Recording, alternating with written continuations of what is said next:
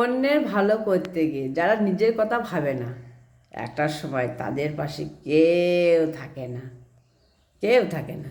মানুষের স্বভাব বড়ই অদ্ভুত। কারোর জীবনে সে পুরোটা ঢুকতে চায় না, আবার বেরিয়েও যেতে চায় না। সে আপনাকে দেয় ঠিকঠাক গুরুত্ব, কিন্তু হারাতে ভয় পায়।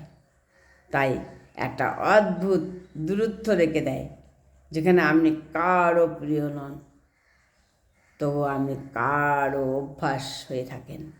এটা বুঝিয়ে ঝুলিয়ে রাখার খেলাটাই খুব নীরব, কিন্তু ভয়ঙ্করও।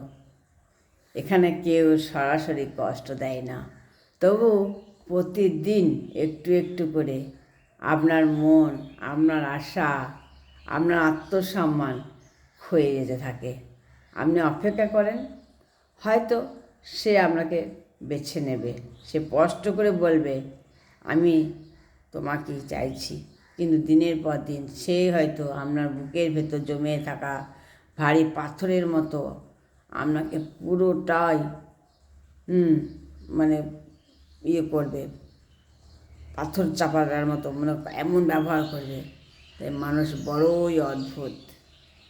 আপনি আটকে থাকবেন একটা আধখানা দরজার সামনে, যেটা কখনো বন্ধ হয় না, কিন্তু কখনো খুলেও যায় না।